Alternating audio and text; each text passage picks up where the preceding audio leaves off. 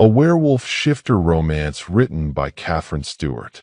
The moon, a cold silver eye in the inky sky, watched over my territory. And then, so did I. My paws, massive and silent, patted over the damp earth at the edge of the blackwood forest. Every snap of a twig, every rustle of leaves, reached my ears, amplified by the wolf within. My name is Kade, Alpha of the Crescent Moon pack, and this land, it pulsed with the lifeblood of my family, my responsibility. Tonight, like most nights, a restlessness gnawed at me, a quiet ache. It had nothing to do with rival packs or the dwindling deer population. No, this was a hollow in my chest, one my alpha strength couldn't fill. My wolf, a beast of shadow and fury, paced within me, always alert, always demanding. He was a part of me, the truest part, some might say. But was this all there was? Power? Duty? An endless watch? After that, I completed my patrol along the northern ridge. The air, crisp, carried the scent of pine and damp soil. Nothing seemed out of place. Yet, an undercurrent of unease had been whispering through the pack for weeks. Old tales, my father used to tell them, spoke of cycles, of shadows that stirred when the moon hit her face too often. He'd always said a pack was only as strong as its heart, and an alpha without his Luna, well, that was a storm waiting to break. Truth be told, the elders were getting louder about it, too. An alpha needs his mate, Kade. Elder Rowan had rumbled just last week, his voice like stones grinding together. The pack needs a Luna. For balance. For the future. I knew he was right, because the pack's stability, their very essence, depended on that sacred union. More importantly, there were whispers on the wind these days, carried from human towns bordering our lands. Tales of strange attacks, animals behaving erratically. My gut told me it was more than just rabid foxes. It felt different, darker. Because of that, I doubled the patrols, my senses on high alert for anything that threatened our secrecy, our survival.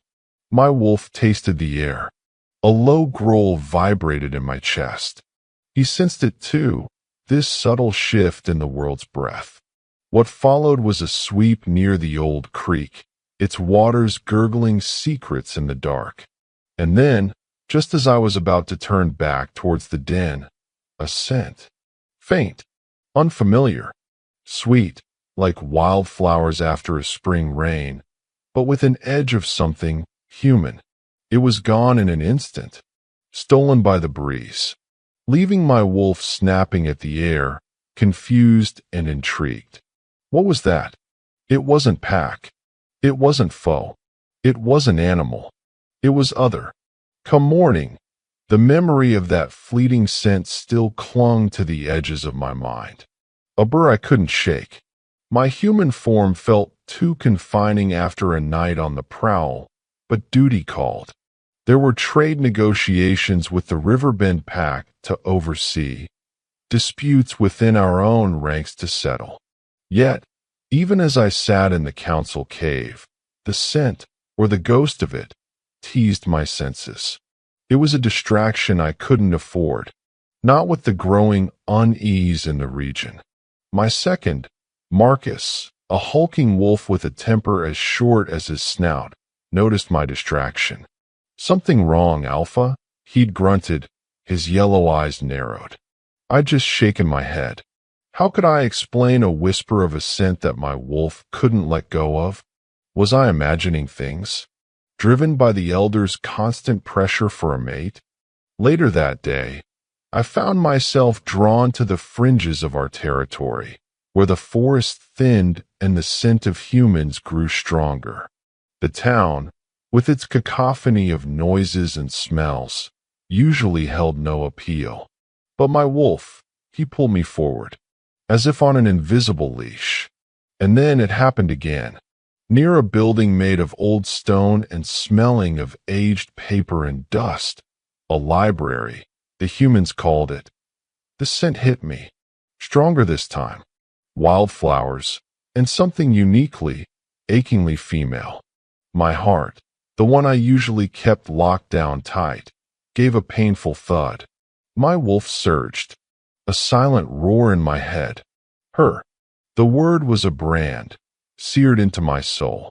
I scanned the street, a predator in a world not my own. And then, I saw her, just a glimpse. A woman with hair the color of rich earth, her head bent over a book as she walked. Oblivious. She was nothing extraordinary by human standards, perhaps. Quiet, unassuming. But the scent, her scent, clung to her like a second skin, an invisible beacon calling to every primal instinct I possessed. Before she could move, she turned a corner, disappearing from view.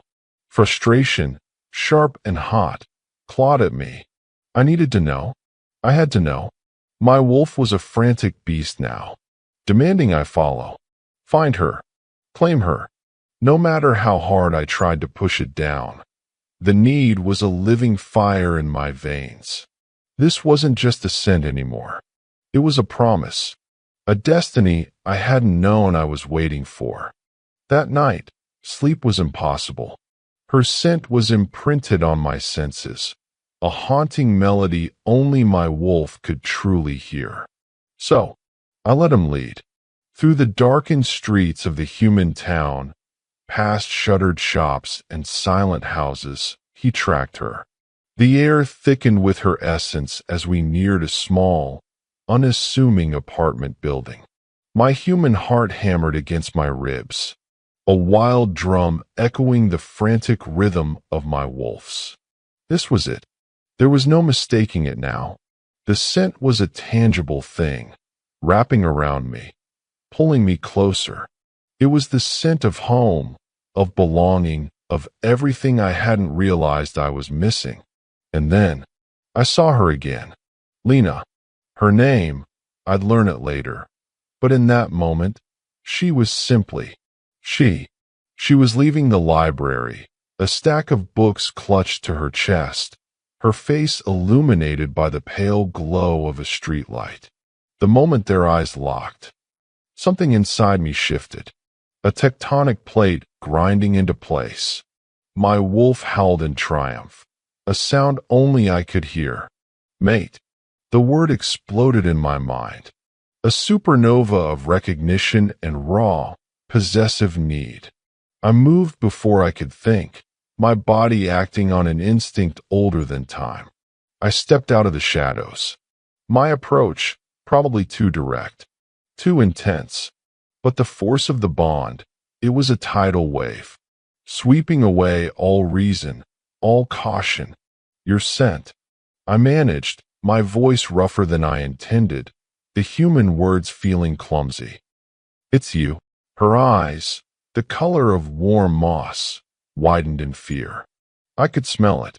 The sudden spike of adrenaline. The confusion. Deep down, I knew this was wrong, terrifying for her. But the wolf, he was close to the surface, desperate to claim, to mark. You can't run from what you are, I told her, the words of vow, a promise. From what we are. She looked utterly shaken, her knuckles white where she gripped her books. And just like that, everything changed for me. Even as I saw the terror I'd instilled in her.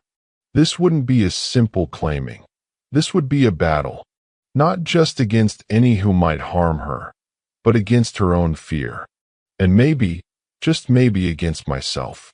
The real challenge, I realized, was just beginning. My breath hitched. The man from the library, the one with eyes like chips of winter ice, stood before me. Kade. He'd called himself Kade. And he'd said I couldn't run from what we were. What did that even mean?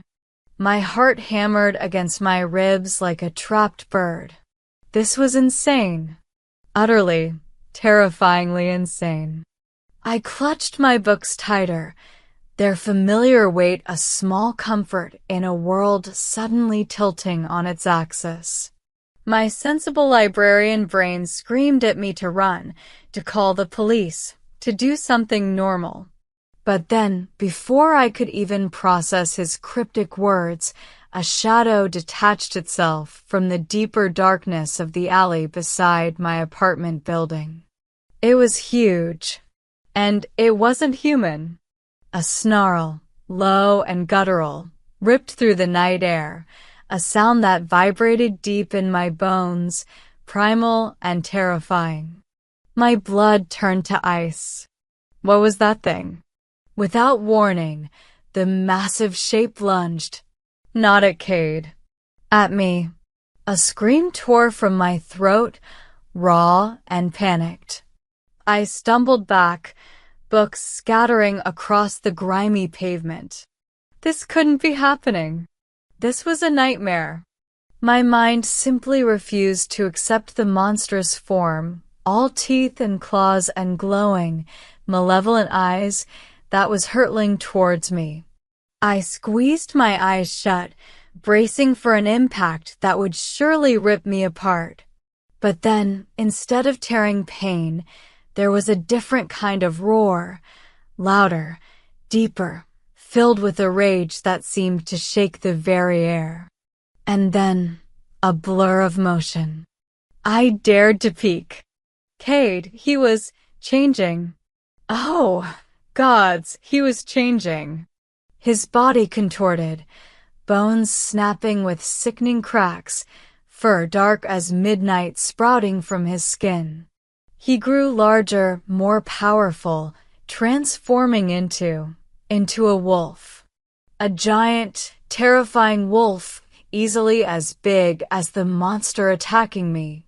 My carefully ordered world, my quiet, predictable life, didn't just shatter. It exploded into a million impossible pieces.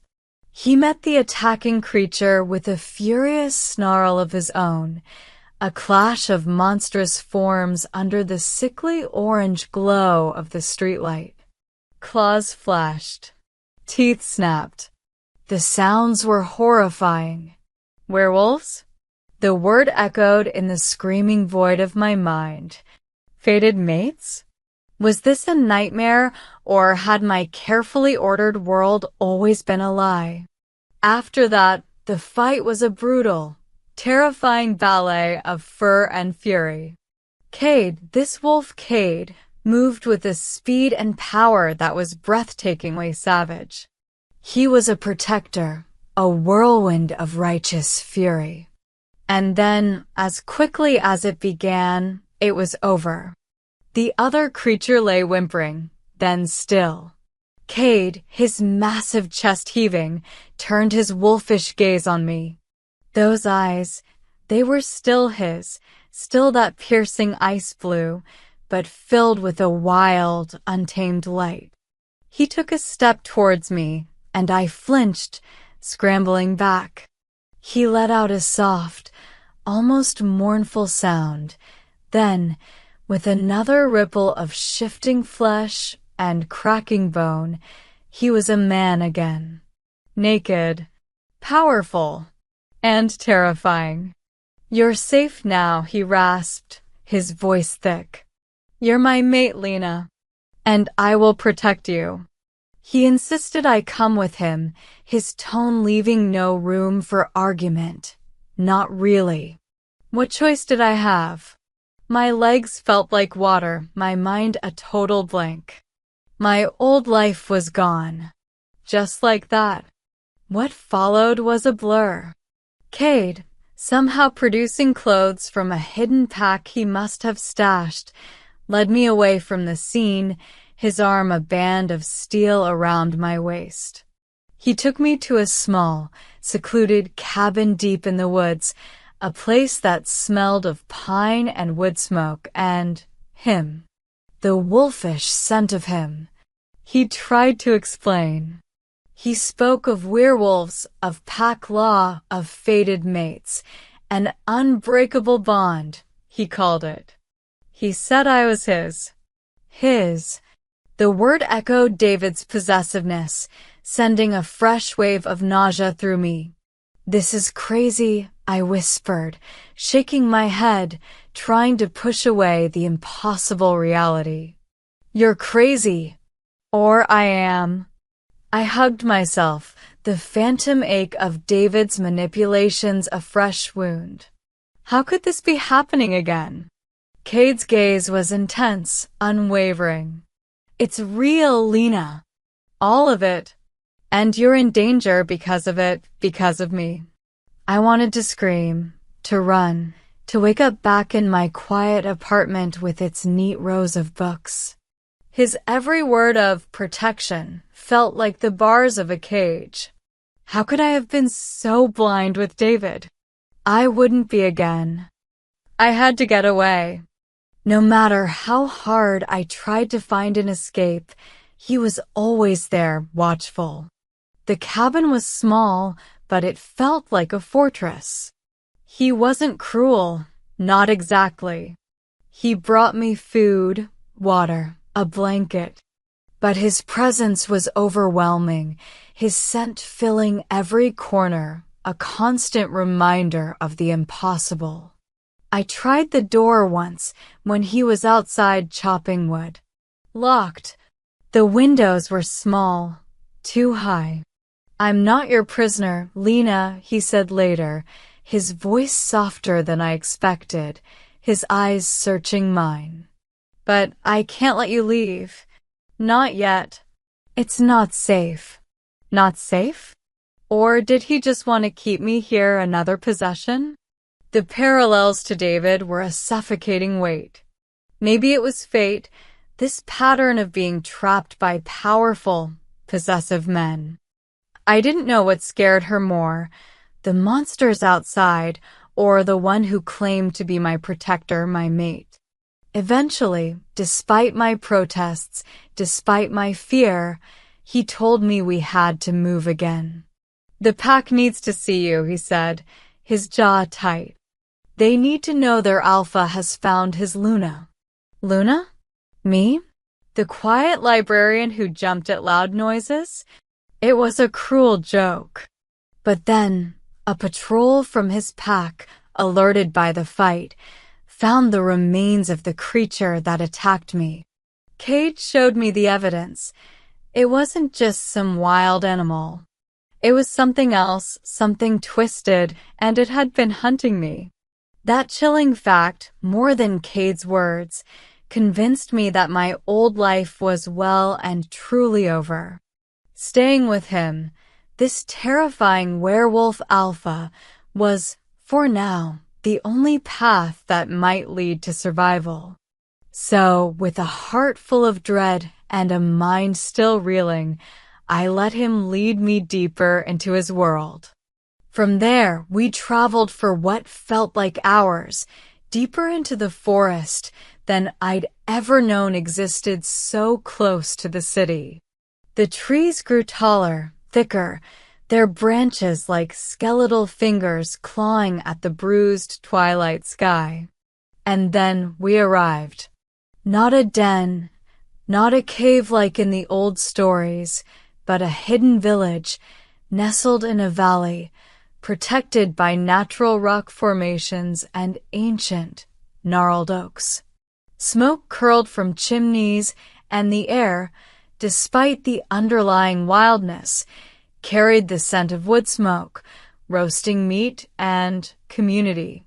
Other werewolves, in human form, emerged from the rustic cabins. Their eyes, all different shades of gold, green, and brown, fixed on me. Some curious, some wary, some openly hostile.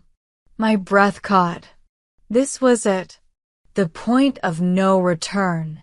Kade stood beside me, his hand possessively on the small of my back, a silent declaration. He turned to a stern-faced woman with silver streaks in her dark hair, an elder by her bearing. "This is Lena," Kade announced, his voice ringing with an authority that sent shivers down my spine. My mate, our Luna. The word hung in the air, heavy with unspoken implications, with a destiny I never asked for and a future I couldn't begin to imagine. My world had not just tilted, it had been ripped from its foundations. And the real terror, I suspected, was only just beginning. The scent of her fear, sharp and metallic, was a constant torment, a counterpoint to the sweet wildflower fragrance that was uniquely Lena, my mate. Here, in the heart of my pack's territory, she looked as fragile as a winter moth, her eyes wide and constantly scanning, taking in the rustic cabins, the towering oaks, the other wolves in their human forms. I saw the way she flinched when a younger pack member laughed too loudly, the way she hugged herself as if trying to disappear. And then, my wolf, a demanding beast at the best of times, paced restlessly within me, urging me to soothe her, to claim her fully, to erase that fear with the certainty of my mark. But I knew, deep down, that such an act now would only shatter her further. This was not some rival she-wolf challenging for status. This was a human, thrust into a world she couldn't comprehend. How could I make her see this wasn't a cage, but a sanctuary? Because of that, I asked Alara, Elder Rowan's granddaughter and one of our steadiest healers, to stay near Lena, to explain things in a way a terrified human might understand. I watched them from a distance. Lena perched on the edge of a rough-hewn bench, Alara speaking in low, calm tones. Lena's head was bent, but I saw her fingers tracing the patterns in the wood, her mind clearly working, analyzing. That was her way. I was learning. Quiet, observant, her librarian brain trying to categorize the impossible. Alara told me later Lena had asked about pack law, about the transformation. Does it hurt? She'd whispered, and about the creature that attacked her. She hadn't asked about me. Not directly. Not yet. That silence, it was a heavier blow than any challenge. Still, a tiny part of me, the part that wasn't just Alpha, hoped. Maybe it was fate that she was a scholar of sorts. Perhaps she could learn to understand us, to accept this. My father used to say, the mate bond is a wild river, son. You can't force its path, only guide it gently to the sea. Guiding Lena felt like trying to cup water in my claws. Soon after, trouble, as it always does, found us. A border patrol sent up a howl of alarm. Rogues, 3 of them, testing our southern markers. Not a serious threat, not usually. But with Lena here, so new, so vulnerable, every threat felt magnified. I shifted, the change of familiar fire in my bones. A welcome release of tension. Fur sprouted, muscles bunched, senses exploded. The world became a symphony of smells and sounds. Lena was near the edge of the clearing, her eyes wide with a fresh wave of terror as she saw me, truly saw me as the wolf. Before she could move, I positioned myself between her and the direction of the howls, a low growl rumbling in my chest. My pack warriors fell in beside me, a wall of fur and teeth. The rogues were dispatched quickly, a brutal, necessary lesson. What followed was the silence, broken only by the wind in the pines. I turned back to Lena. She hadn't run. She stood frozen, her face pale as birch bark, but her eyes were fixed on me, on the wolf, and in their depths, I saw not just fear, but a flicker of something else. Understanding? I didn't know what scared her more, the rogues, or me in my true form.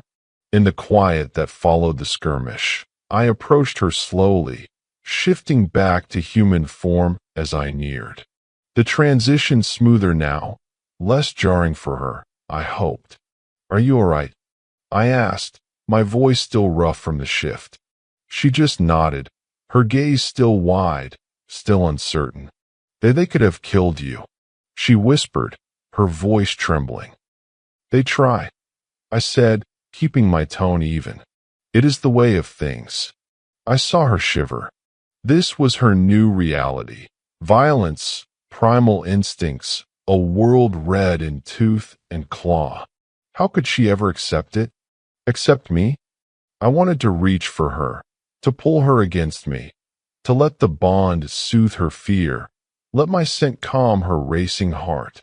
But the memory of David, the ex she'd mentioned in her terrified ramblings after the first attack, was a wall between us. She'd said he was manipulative, controlling, and I knew, with a sinking feeling, that my alpha instincts, my possessiveness, could easily look like the same poison to her. What if she never saw the difference? What if my very nature, the thing that made me alpha, was the thing that would drive her away forever? Later that night, I found her in the small cabin I'd given her, staring into the fire. A thick, leather-bound book of pack lore open on her lap.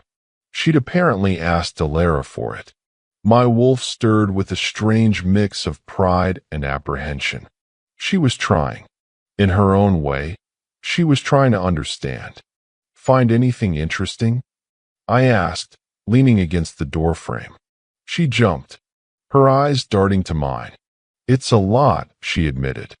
"The laws are complex, the history violent." Then, her gaze sharpened. "It mentions shadow walkers, creatures that aren't wolf, but aren't human either. Is that what attacked me?" The question hung in the air. Truth be told, the description of the creature that attacked her didn't quite fit anything in our oldest lore. It was an open loop, a nagging worry at the back of my mind. "Something like that," I said, deliberately vague. "There are many dangers beyond our borders, Lena. That's why the pack, the bond, it's all for protection." She looked down at the book, her fingers tracing the faded script. "Protection," she repeated softly, but her tone was laced with that familiar skepticism. "Or possession?" The question, though quiet, was a direct challenge. And I knew, with a certainty that chilled me, that this was just the beginning of her questions and the beginning of my struggle to prove that what I felt, what the moon itself had decreed, was not a cage, but a promise of something more. The path to earning her trust, I realized, would be far harder than any battle I'd ever fought. The path to earning Kade's trust, or rather, him earning mine, felt less like a path and more like a tightrope walk. Over a canyon, filled with jagged rocks. He kept trying, in his intense, alpha way, to explain this bond between us. We were in his cabin. The fire crackled, casting dancing shadows that felt like extensions of the secrets this world held. "It's not a choice, Lena," he said, his voice a low rumble that vibrated through the wooden floorboards right up into my bones. "It simply is. A part of my soul recognized a part of yours. It's about protection, about belonging, about completion. Completion. Belonging." His words, meant to soothe, I think, felt like silken ropes tightening around me. Because David had used words like that too, hadn't he? He'd spoken of us as inevitable, a single entity. It felt like drowning then, like his will slowly, surely erasing mine. And now Kade's certainty, his raw possessiveness that he tried to mask as care, it all echoed that old, familiar terror. "So I have no say," I challenged, my voice sharper than I intended.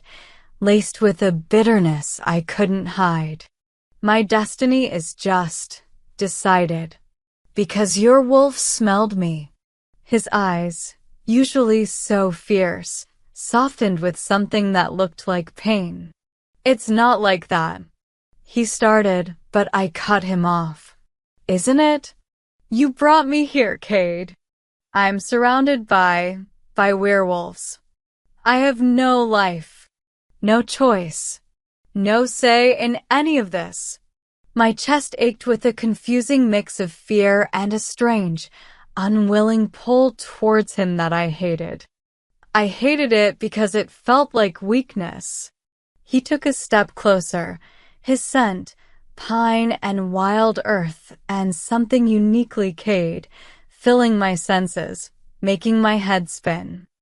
I would never hurt you, Lena. His voice was a low vow, but I flinched back. That's what he used to say. I whispered, the ghost of David a cold presence in the warm cabin. Kade stopped, his jaw tight, a muscle working there. The silence stretched thick and heavy. He didn't understand. How could he?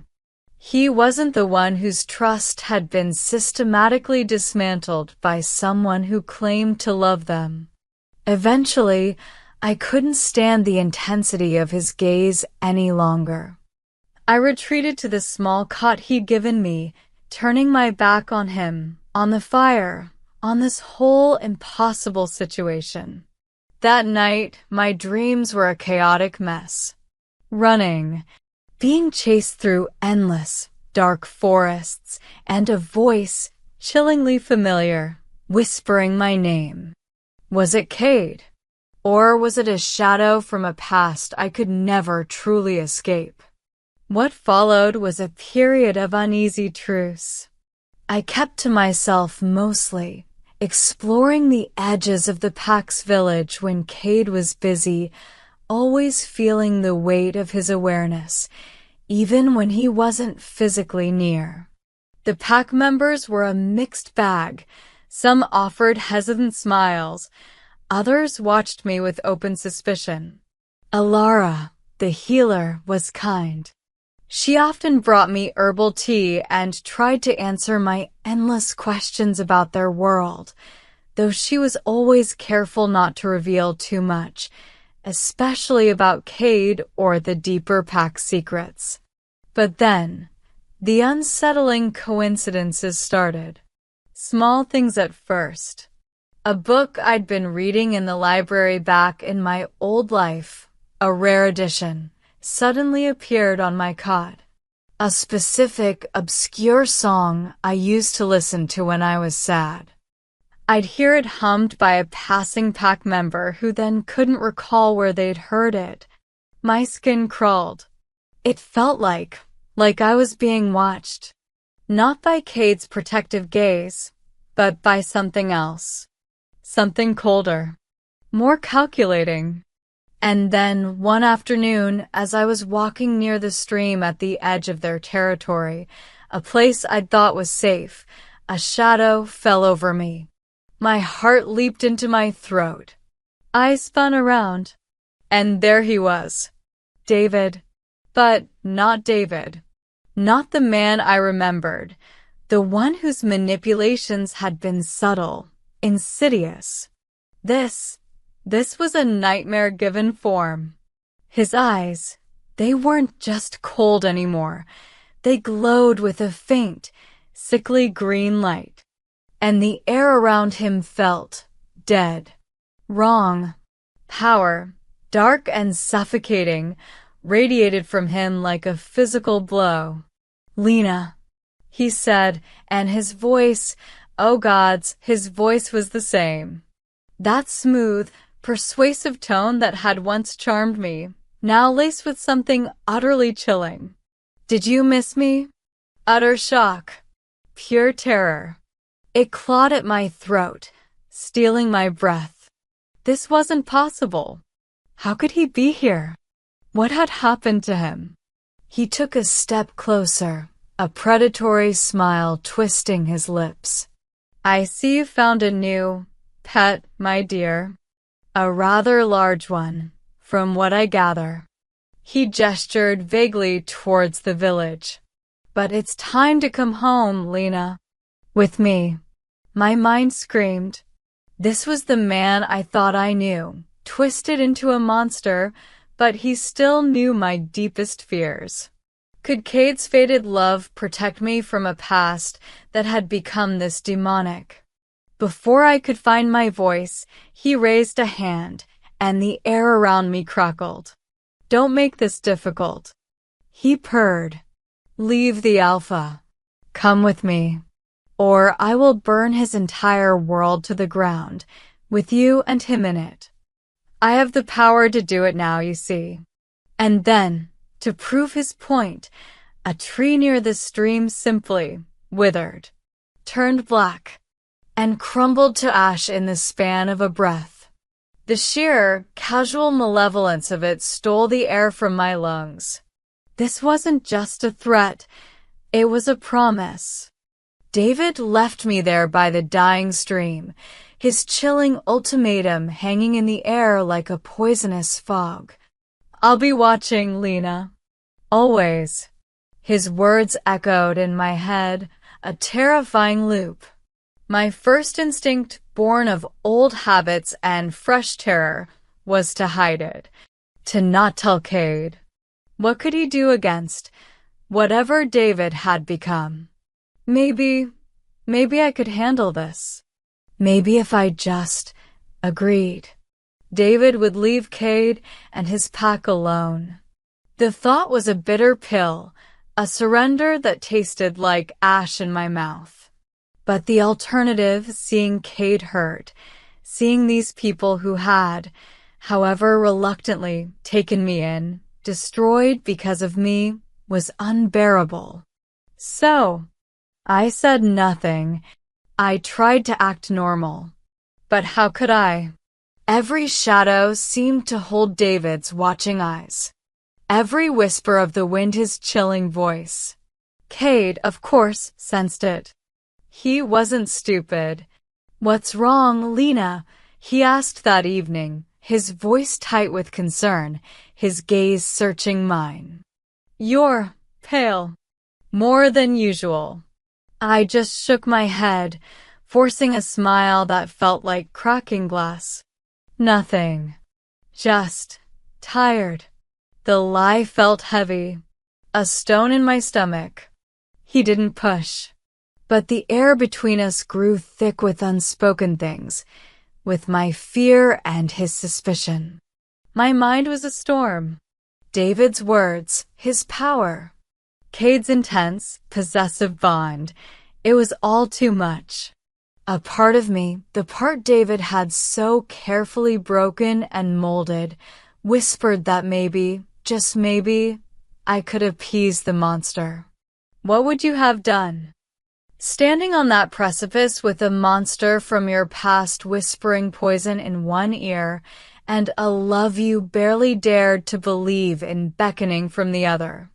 Was this protection Kade offered, or just another gilded cage, one with sharper teeth? The old fear, the fear of being controlled, of being a possession, warred with the new, terrifying fear of David's power. And then, as if to punctuate my spiraling thoughts, a dead raven, black as pitch, fell from the sky. It landed at my feet as I stood outside the cabin. Around its leg was a small, withered wildflower, the kind that grew near my old apartment. A message, a reminder. David was close, and he was losing patience. The game had changed, and the stakes were my life. Kade's life, and the very soul of this wild, terrifying new world. My impossible choice was rapidly becoming no choice at all. The dead raven. That damned withered wildflower. It was a message, clear as a bloodstain on snow. David, her ex. He wasn't just a bitter memory. He was here, a tangible threat, and he was taunting her, taunting me. Lena had been different, paler, quieter, if that was even possible. My wolf had been a storm under my skin, sensing her distress, her fear, even if she tried to hide it. I knew she was keeping something from me, because the bond, it thrummed with her anxiety, a discordant note in the symphony that was supposed to be us. And then, that night, after she'd stared at that dead bird for what felt like an eternity, she finally broke. The words spilled out of her, a torrent of fear and horror. David's return, his transformation into something monstrous, his chilling ultimatum. He said he'd burn it all down, Kade. You the pack me. Her voice was a raw whisper, her eyes wide with a terror that mirrored the night we first truly met. My fury, it was a living thing, a black inferno that threatened to consume me. David, this human worm who had dared to hurt her, to mark her with his poison, now returned as what? Some dark sorcerer? A demon's plaything? It didn't matter. He had threatened my mate. He had threatened my pack. And for that, there was only one answer: death. But how do you fight a shadow that knows your mate's deepest fears? Still, her confession, as terrifying as its contents were, it was also a bridge. She had come to me. She had trusted me with this, her greatest fear. And in that moment, my resolve solidified into something harder than alpha instinct. It was the unwavering certainty of a male who would protect his chosen at any cost. I pulled her into my arms, her trembling body a stark reminder of her fragility. And yet, I could feel the steel in her spine. He won't touch you, Lena, I growled, the promise of vow sealed in the marrow of my bones. He won't touch us. This is my fight now, too. Our fight. I felt her nod against my chest, a small, hesitant movement. The battle lines were drawn, not just against this David, but against the shadows of Lena's past. And I would tear them all down, because she was mine, and more importantly, because she was finally starting to believe she could be. The den buzzed with a nervous energy as I laid out the threat to my inner circle. We would prepare for war. Soon after, David made his move. He didn't launch a full-scale assault. He was too cunning for that. Too much of a sadist. Instead, he chose a calculated strike, designed to inflict pain, to sow terror, to show Lena the extent of his new, horrifying power. It was a moonless night, the air thick with an unnatural stillness. And then screams. From the western perimeter, he'd targeted the old mill, a place where some of our younger families lived, a place he knew would be less heavily guarded. My wolf erupted. The shift was a blaze of agony and power. Fur, claws, teeth. We raced through the forest, a tide of dark fur and righteous fury. Lena's terrified sent a spur in my side. What we found, it was carnage. Not death, not yet, but destruction. Buildings torn apart as if by giant claws, but no scent of rival wolves. Just a lingering, sickly sweet odor of decay and dark magic. And then I saw him, a fleeting glimpse on the ridge, David, his form wreathed in shadows, a cruel smirk on his face before he vanished. He was toying with us. He was showing Lena he could reach us anywhere, anytime. My warriors fought with the desperate courage of those defending their homes, their kin. I tore into the shadowy constructs he'd left behind, phantom beasts that dissolved into acrid smoke when struck. But the real target, the real message, it was for Lena. She stood near the edge of the fighting, Alara beside her, her face a mask of horror. And when one of his shadowy tendrils lashed out, aimed directly for her, I threw myself in its path. The pain was searing, like black fire, but it was nothing compared to the thought of that filth touching her. This was personal. He wanted to break her, and he would use anyone, anything to do it. What followed was a desperate scramble to understand what we were up against. Alara and the other healers tended to the wounded, their faces grim. The magic David wielded, it was old, dark, not of our world, not of any natural world I knew. As the sky began to lighten, streaked with the bruised colors of dawn, Marcus, my second, brought me a scorched piece of parchment he'd found near the mill where David had stood. It was ancient, brittle, covered in symbols that made my wolf snarl, symbols that spoke of blood pacts and stolen power. And then Alara, her face pale, brought Lena to me. Lena clutched a small, intricately carved wooden bird, something I'd never seen before. This was in my satchel. Lena whispered, her voice hoarse. The one I brought from my apartment. I don't know how it got there. But Kade, there's an inscription on the bottom. It's a symbol like the ones on that parchment, but different. My blood ran cold. We examined it. The symbol was indeed similar, yet distinct. It wasn't just a random carving. It felt alive. And then, Alara, her eyes wide with a dawning, horrified understanding, spoke of an old, almost forgotten legend. A prophecy about a human woman, born with a dormant spark, a lineage tied to the Earth's oldest magic, who would be a key to either immense power or utter destruction, depending on whose hands she fell into. A Luna of two worlds.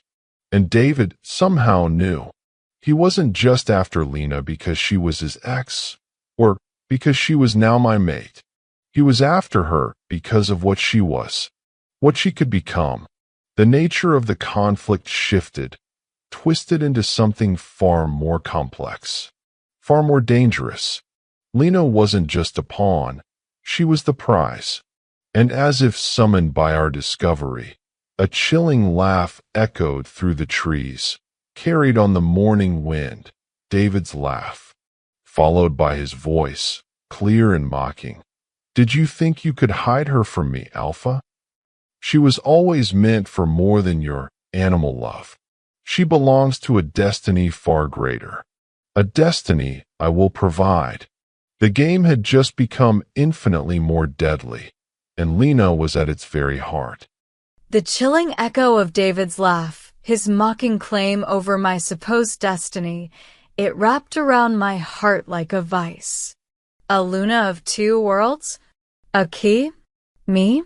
It was too much, too fantastical, even for a world now filled with werewolves and dark magic. Kade was a whirlwind of controlled fury, his alpha presence a shield around me, yet even he seemed unsettled by the prophecy Alara had unearthed. He tried to reassure me, his voice a low growl. Whatever this means, Lena, we face it together. You are my mate, not his pawn. But his eyes, they held a new shadow, a deeper worry. We pored over the scorched parchment Marcus had found, and the symbols on the little wooden bird, my bird, apparently. They pulsed with a faint, sickly light when brought close, making the hairs on my arms stand up. It felt like staring into an abyss, one that was staring right back. And then, David, as if sensing our desperate search for answers, struck again. Not with shadows this time, but with something far more insidious. He used his knowledge, his twisted understanding of pack dynamics, of loyalty and fear. Whispers started, slithering through the pack like invisible snakes. Doubts about Kade's leadership. Murmurs that I was the cause of all this, a human curse. Some of the younger wolves, their fear a palpable scent in the air, started to look at Kade with defiance, at me with outright hatred. Because David had somehow promised them safety or power if they turned from their alpha. He was fracturing them from within. What's worse, he targeted Kade directly, not in a physical fight, but a strategic one. He cut off a vital supply route, poisoned a water source near a hunting ground, small, debilitating blows that weakened the pack's morale, their strength. Kade was everywhere, trying to hold them together, his face a mask of grim determination, but I saw the strain, the exhaustion. And every pained look from a pack member, every whispered accusation, felt like a physical blow to me. How could I have brought this devastation upon them? Was I truly a curse? The whispers grew louder, more venomous. A faction, led by a hot-headed young wolf named Rorik who had always looked at me with disdain, started to openly challenge Kade's decisions. She's a human, Alpha. Rorik had snarled during one tense council meeting, his eyes blazing. She's a weakness. David knows it. He uses her against us. Perhaps if she were gone, he would leave us in peace.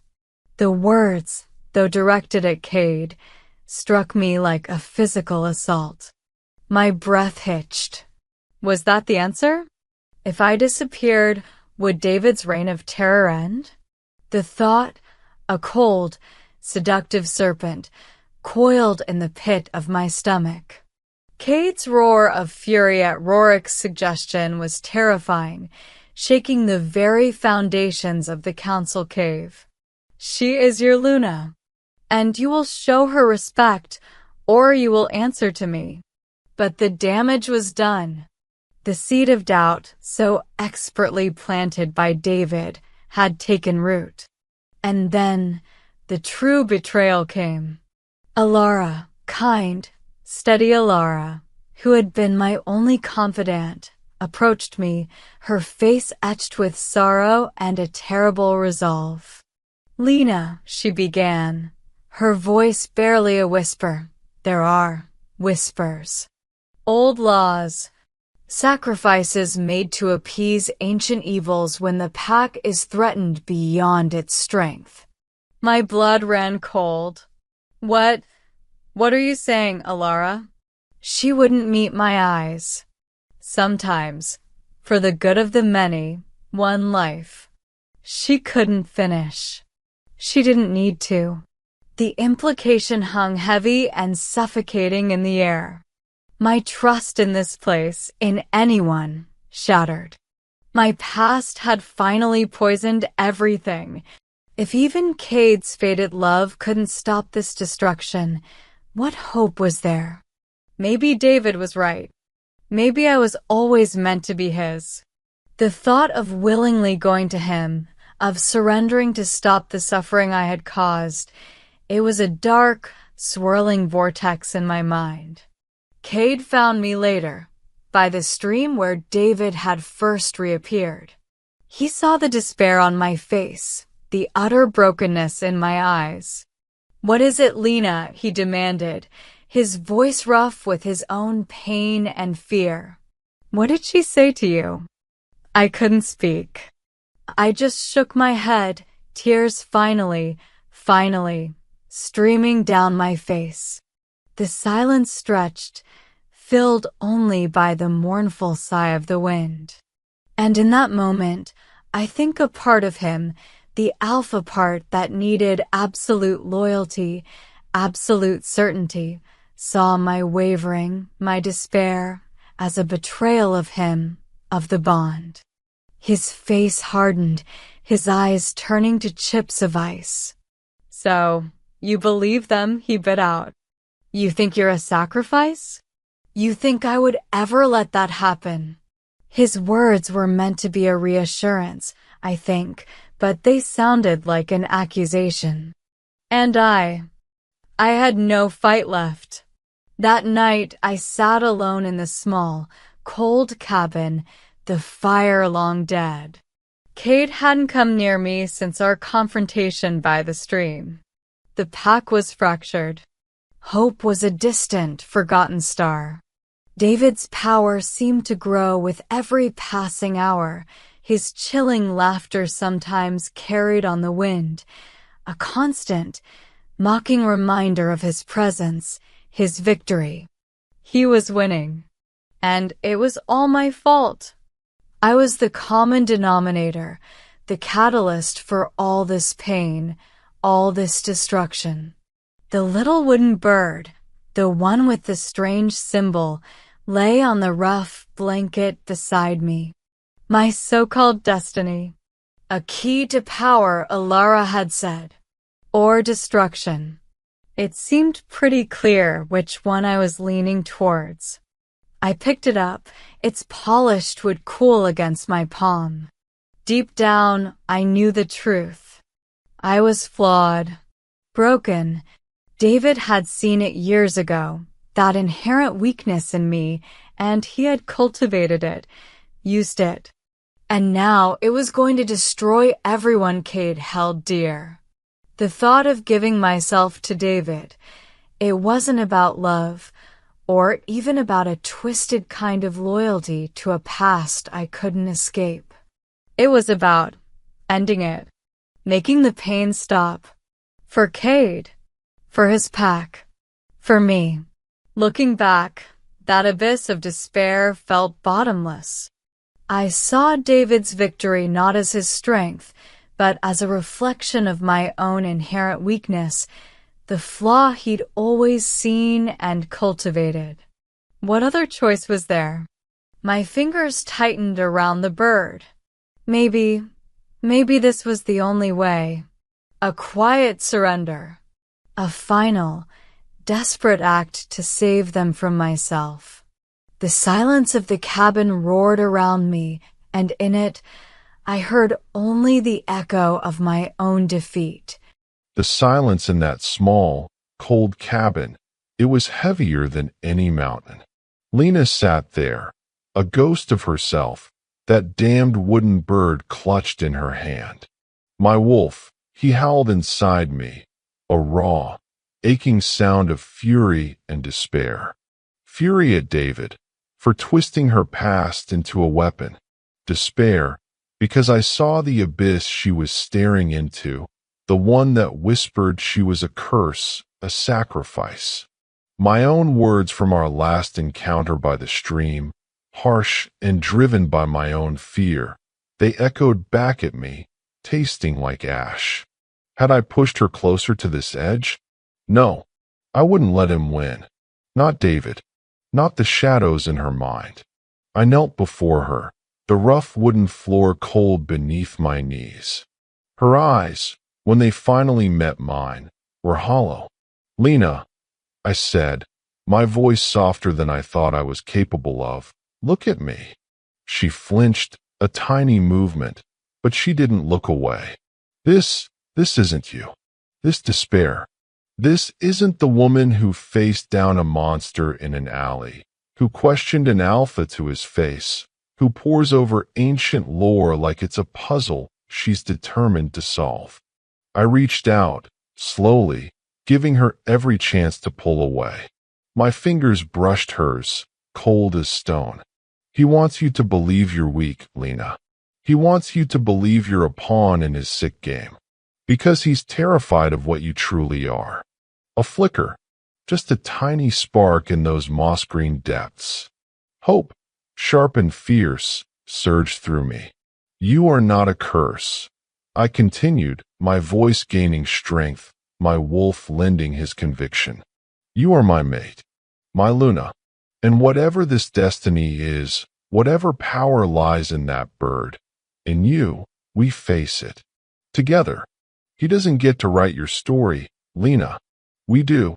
As if pulled by a string, her fingers tightened around mine. A fragile grip, but a grip nonetheless. But the pack, Alara said. She whispered, her voice trembling. Alara was wrong. I cut in, firm but gentle. And any pack member who thinks sacrificing you is the answer will deal with me. My past will not define me. His poison will not win. My love for you isn't a chain. It's an anchor, and I will hold on to you. Her gaze held mine, and in that moment, something shifted. The hollowness didn't vanish, not completely, but a new light, fragile yet determined, began to glow from within. The climb back had begun. After that, we didn't waste time. Lena, her eyes still shadowed, but now with a glint of that fierce intellect I was coming to rely on, spread out the scorched parchment and her wooden bird on the main table in the council cave. The loyal members of my inner circle, Marcus, Alara, her face etched with shame and a renewed loyalty after I'd spoken to her, and a few of our best warriors gathered around. David's power, Lena began, her voice clearer now, stronger. It's tied to these symbols, but also to something older, something that feeds on despair, on broken bonds. She pointed to a recurring motif on the parchment. He's not just strong. He's drawing energy from the fear he creates, from the division in the pack. That's why his attacks are so personal, so designed to break us psychologically. My wolf grumbled in agreement. She was right. This wasn't just about brute force. And this bird, she continued, holding it up, Alara spoke of a prophecy, a Luna of two worlds, a key. The legends say this key can amplify or nullify certain ancient magics. David thinks he can use me to unlock more power. But what if? Her eyes met mine, a daring spark in them. What if he's wrong? What if the key can also lock things away? A daring, unconventional plan began to form, piece by piece. Not a direct assault, not at first. We would use David's arrogance, his belief in Lena's weakness, against him. We would need to lure him to a place of power, one mentioned in the oldest pack lore, a place where the veil between worlds was thin. And Lena would be the bait, but also the weapon. My alpha instinct screamed against it, the thought of putting her in such direct danger. But then, I looked at her, truly looked at her. She wasn't the terrified librarian anymore. She was a woman finding her fire, her purpose. And I knew, with a certainty that settled deep in my bones, that I had to trust her, trust us. It's dangerous, I said, my voice low. Extremely. Lena met my gaze, unwavering. More dangerous than letting him win, she countered. And there it was. No more wavering. No more fear ruling her. Just pure, unadulterated resolve. We spent the next few hours refining the strategy, assigning roles, Marcus mapping out routes, Alara looking for protective enchantments in the old texts. The air crackled with a new energy, a focused determination. We were fewer, yes, but we were united. And we had a Luna who was finally ready to fight. From there, the journey to the ancient standing stones, the place where the veil was thinnest, was fraught with a tension so thick you could taste it, metallic and sharp like ozone before a lightning strike. We moved under the cloak of a new moon, shadows among shadows. Lena walked beside me, no longer flinching at every sound, but alert, her senses almost heightened. The wooden bird was clutched in her hand, and I could swear I felt a faint warmth emanating from it, a subtle thrum that resonated with the bond pulsing between us. David had to believe she was running, broken, perhaps even coming to him. So, we left a trail, subtle enough for his arrogance to follow, obvious enough for him not to suspect a trap. We faced obstacles, patrols of those grotesque shadow creatures he commanded, their forms flickering and insubstantial, their claws leaving trails of icy fire where they struck. My warriors, the loyal few, fought with a grim efficiency, protecting Lena, protecting our path. I fought at their head, my wolf a raging inferno, tearing through the shadowy beasts, but always, my awareness was tethered to Lena. She didn't cower. When one of the creatures broke through our line, lunging for her, her body moved on instinct. She didn't scream. She held up the wooden bird, and a faint, silvery light pulsed from it, pushing the creature back with a hiss of pain. My heart skipped a beat. She was doing it. She was tapping into something. As we neared the standing stones, the air grew colder, the silence of the forest deeper, more profound, as if the ancient woods themselves held their breath. The stones loomed before us, black sentinels against a starless sky. This was it, the place of confrontation. And then, as if summoned by our arrival, a voice, smooth as poisoned silk, echoed from the shadows at the heart of the stone circle. Well, Lena, my dear, I knew you'd see reason eventually. David stepped into the faint light filtering through the canopy, his eyes glowing with that sickly green light, a triumphant, possessive smirk on his face. And you even brought the Alpha. How considerate.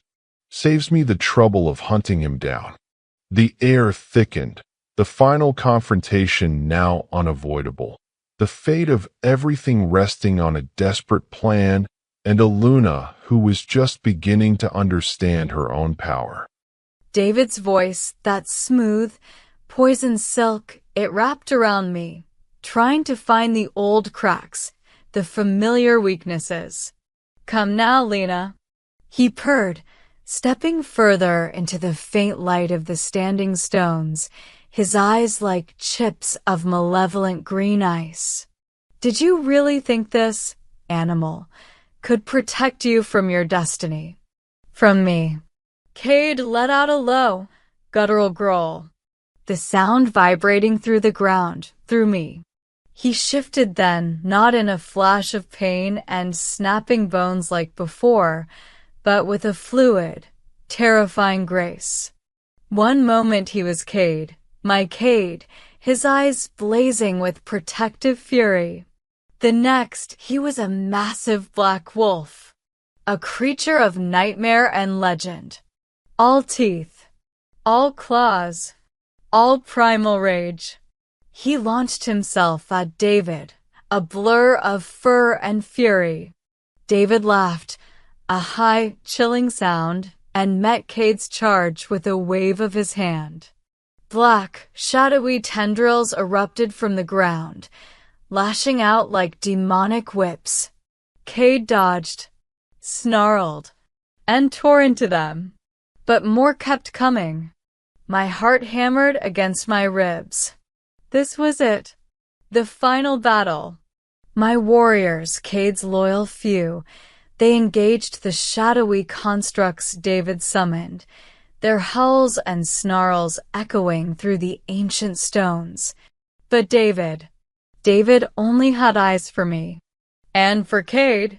You see, Lena, he called out, his voice dripping with contempt as Kade was momentarily caught by a shadowy limb.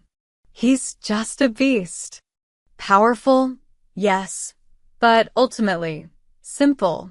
He can't understand the power we could wield together.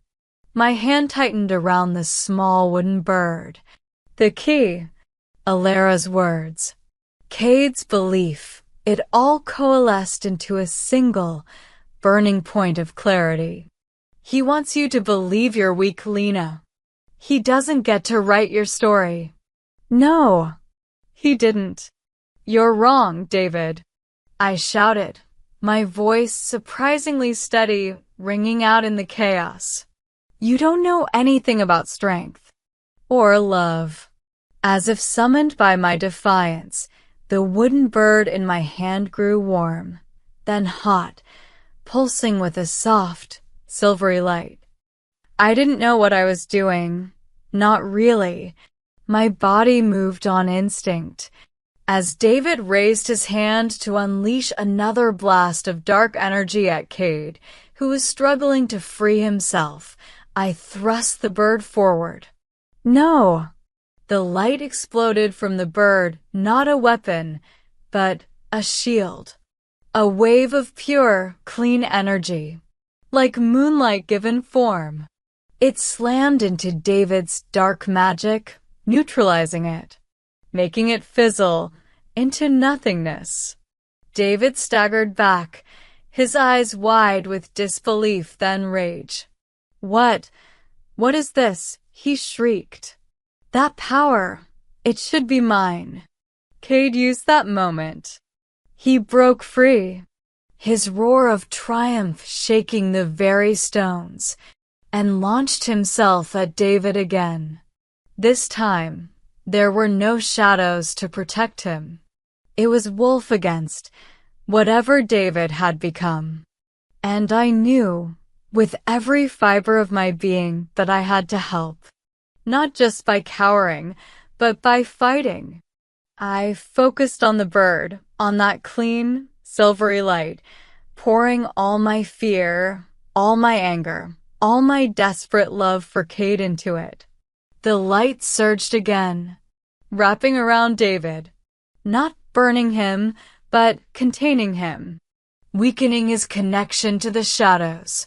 He screamed, a sound of pure agony and thwarted ambition. And Kade did the rest.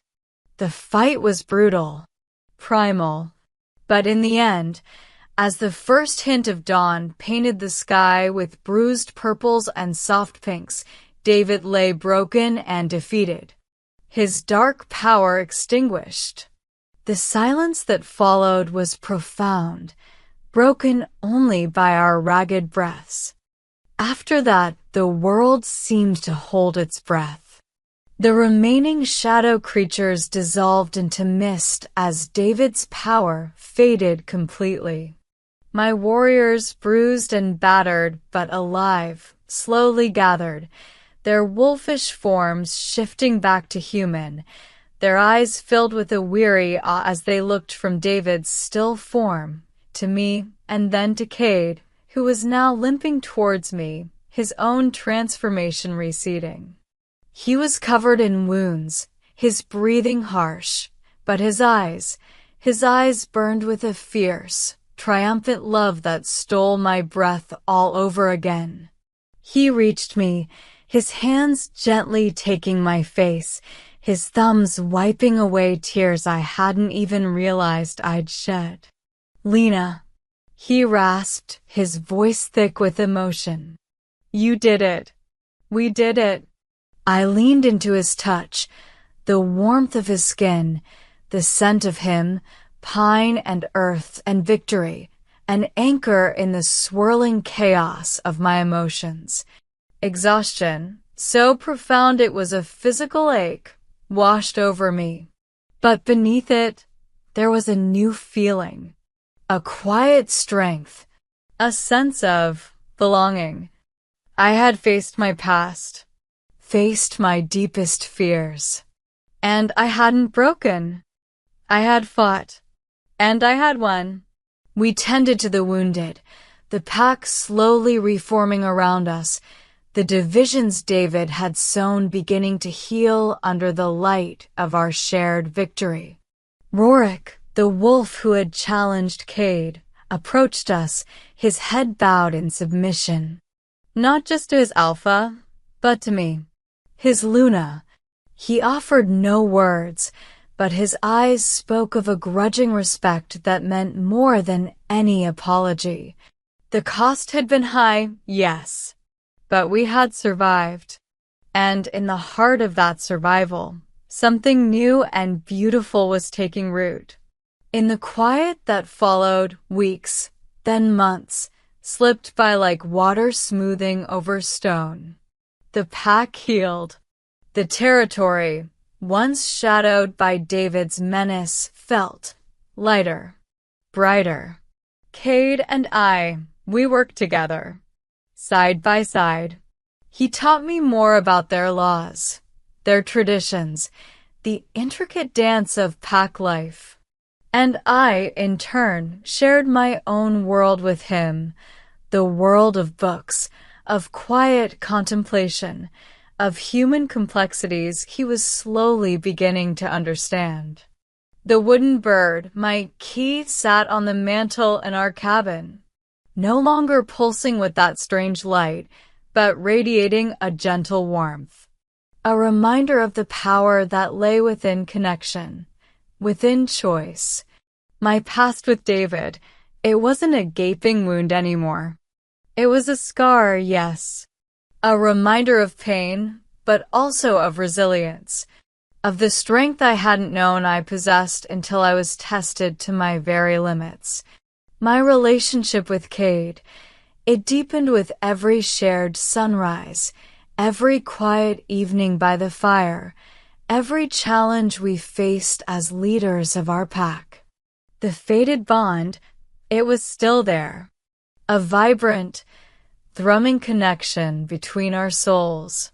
But it wasn't a chain.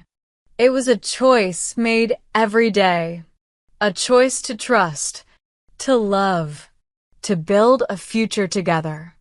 Looking back, the fortress around my heart hadn't been breached. It had simply transformed into a garden, tended by a love I finally understood was real, a love I was strong enough to hold. One evening, as the sun dipped below the horizon, painting the sky in hues of fiery orange and soft lavender, Kade pulled me close, his arms a familiar, comforting weight around me. We stood on the overlook, the vast expanse of the Crescent Moon territory spread out before us, peaceful, wild. Our Luna, he murmured, his lips brushing my hair, his voice filled with a love so profound it made my chest ache with a sweet, fierce joy. My Lena. I leaned into him, no longer the skeptical librarian, no longer the terrified victim, but a woman who had found her strength, her voice, and her heart in the most unexpected of places. I was home. And this was my happily ever after. Wild, wonderful, and perfectly, imperfectly ours. And as the first stars pricked the darkening sky, I knew, with a certainty that resonated deep in my bones, our story was just beginning.